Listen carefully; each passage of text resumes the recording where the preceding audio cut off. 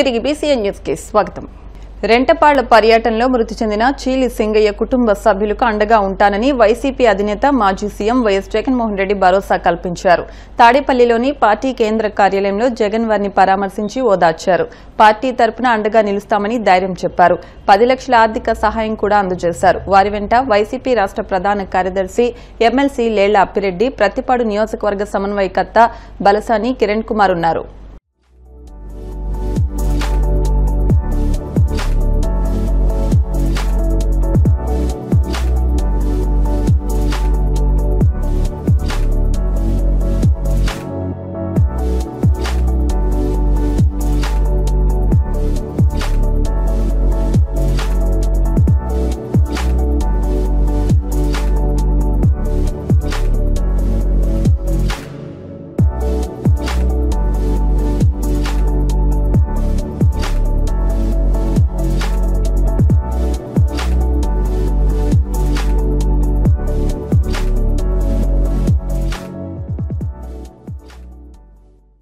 Phone చేయగానే మేము వెళ్ళాము.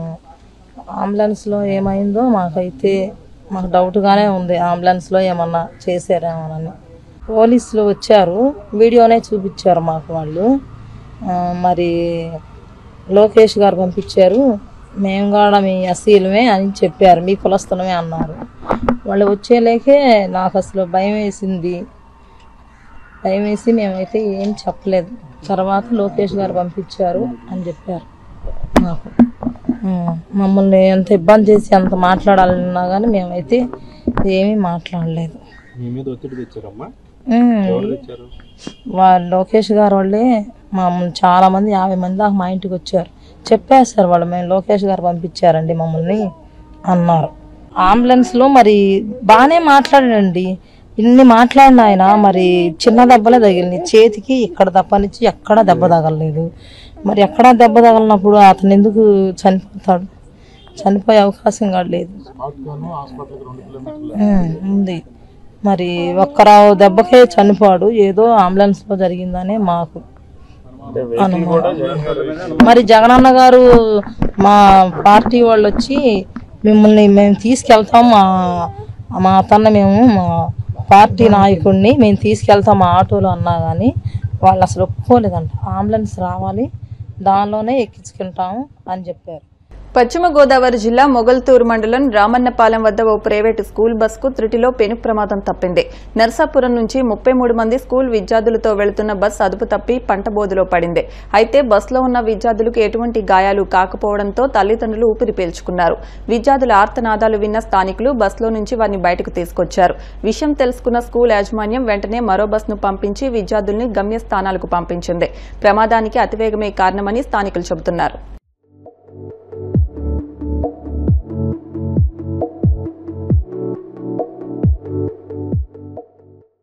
పశ్చిమ గోదావరి జిల్లా నర్సాపురంలో హత్య కేసును ఛేదించడంలో కోడిపందాలాడుతున్న జూదలను అరెస్టు చేయడంలో నైపుణ్యం కనబరిచిన పోలీసులకు జిల్లా ఎస్పీ నయీం అస్మీ నగదు బహుమతులు, రివార్డులను అందించారు. నర్సాపురం మండలం కొప్పర్రు పంట కాలువలో జనవరి 27న కుళ్లిన స్థితిలో కొట్టుకు వచ్చిన మృతదేహం హత్య కేసును పోలీసులు ఛేదించారు. హత్య చేసిన పెరవలి మండలం కాకర్పరు గ్రామానికి చెందిన మల్లెపూడి శ్రీనివాస్ను అరెస్టు చేశారు. నర్సాపురం మండలం పాత నవరసపురంలో మే నెల 2024లో అర్ధరాత్రి భారీగా కోడిపందాలాడుతున్నారన్న సమాచారంతో దాడి చేసి 27 మందిని అరెస్టు చేయడంతో పాటు 3,31,200 రూపాయల నగదును, 5 లక్షల రూపాయల విలువ చేసే 23 కోడి పుంజులను, 28 మోటార్ సైకిల్స్ ను స్వాధీనం చేసుకున్నారు. ఈ ఆపరేషన్లో నైపుణ్యం కనపరిచిన అంకిత భావంతో పనిచేసిన పోలీసులకు Narsapuram additional civil judge Rajalakshmi 72,480 రూపాయల నగదును పోలీసులకు రివార్డుగా ప్రకటించారు. ఈ బహుమతిని నర్సాపురం డీఎస్పీ ఆఫీసులో జిల్లా ఎస్పీ నయీం అస్మీ పోలీసులకు అందజేశారు.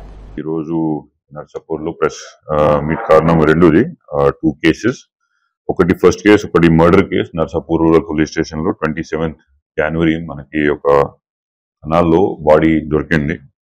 బాడీ చాలా డికంపోజ్డ్ పరిస్థితుల్లో ఉంటుంది. బట్ ప్రైమా ఫేసి చూస్తే స్టాబింగ్ ఇంజరీ ఉంది స్టమక్ ఏరియాలో. దీనివల్ల already initially murder case conduct చేయడం జరిగింది. సో రిగార్డింగ్ దిస్ చాలా టైం పట్టడానికి, because the body was completely decomposed. Identification తర్వాత డిటెక్షన్ ఆఫ్ ద కేస్, ఈ రెండు ఛాలెంజెస్ మన టీమ్ కి ఉంటుంది.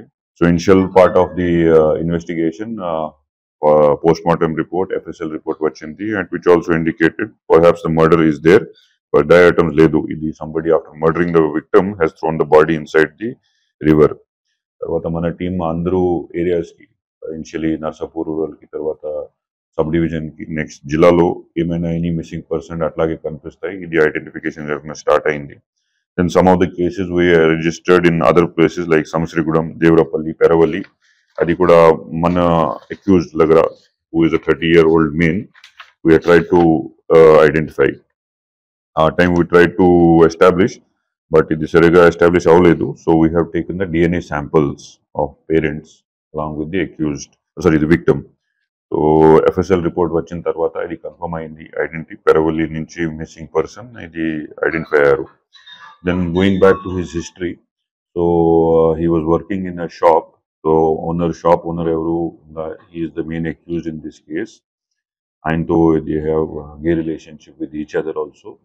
So ఆ రోజు 3 జనవరికి మధ్యలో ఒక గొడవ జరిగింది, because the victim wanted to go to Rajahmundry for DSC coaching, which was objected by accused, saying that he cannot stay away from him for so many days. The గొడవలో వచ్చేస్తే he attacked him with a beer bottle, leading to instant death. Death అయిన తర్వాత, because he is working in this cloth shop, he has tied him with different nylon ropes and thrown the body in the canal. Canal లో almost like 70 kilometers the body has traveled. Narsapuram rural దగ్గర మనకి వచ్చింది. So ఇది చాలా కష్టమైన case. మన SDPO Narsapuram గారు, additional SP admin గారు, సిఐ గారు, SI గారు చాలా ఇబ్బంది పెట్టి they were able to work day and night. Time పట్టింది, but it took almost 4-5 months, but definitely after that it's a good case to crack, and I congratulate the entire team for doing this wonderful work. Second issue అంటే court తరఫున 5th December 24 కి మన CI Palpur and Narsapur CI దగ్గర ఒక raid జరిగింది, కాక్ fighting కి, large scale కాక్ fighting. ఆ రోజు 3,31,000 in cash was seized, along with 23 cocks, 8 knives, 28 motorcycles and 17 mobile phones. దీనిలో honorable court has awarded 72,480 cash prize to మన ఆఫీసర్స్. సో ఇది కూడా ఈ రోజు మీ సమక్షంలో distribute that award as well. నేను ఉన్న ప్రశ్న వస్తే నేను ఆన్సర్ దాట్. నకిలీ ఇళ్ల పట్టాల కేసులో బెయిల్ మంజూరు కావడంతో వైసీపీ నేత గన్నవరం మాజీ MLA Vallabhaneni Vamsi Vijayawada sub jail నుంచి విడుదలయ్యారు. హైదరాబాద్ లో ఉన్న ఆయన్ను ఫిబ్రవరి 16న పోలీసులు అరెస్టు చేసిన విషయం తెలిసిందే. వంశీపై 11 కేసులు నమోదవడంతో 140 రోజులుగా జైల్లో ఉన్నారు. అన్ని కేసుల్లోనూ బెయిల్ వచ్చింది. జైలు నుంచి బయటకు వచ్చిన వంశీ మీడియాతో మాట్లాడకుండా కారెక్కి వెళ్లిపోయారు.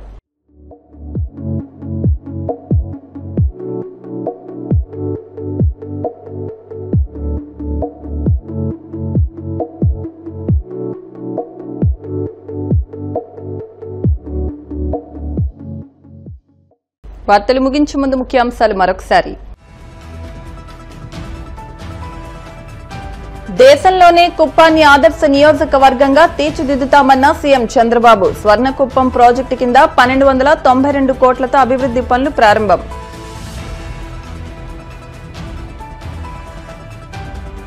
చంద్రబాబు పాలనలో రైతులకు అడుగడుగున అన్యాయమే జరుగుతోంది. మాజీ మంత్రి కారుమూరి నాగేశ్వరరావు ఆగ్రహం.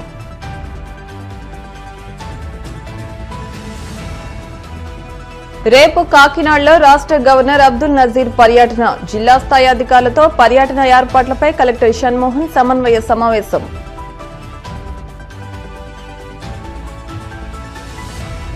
వాడపల్లి వెంకన్న ఆలయంలో ప్రత్యేక పూజలు. మంగళ వాయిద్యాల నడుమ శ్రీ స్వామి అమ్మవార్లకు మేలుకొల్పు సేవ, ఈశ్వరలక్ష్మి హోమం. ఈ వార్తలు ఇంతటితో సమాప్తం. మరిన్ని వార్తల కోసం BCN digital YouTube channel, Facebook page ను ఫాలో అవ్వండి. అప్డేట్ వార్తల కోసం ప్లీజ్ సబ్స్క్రైబ్.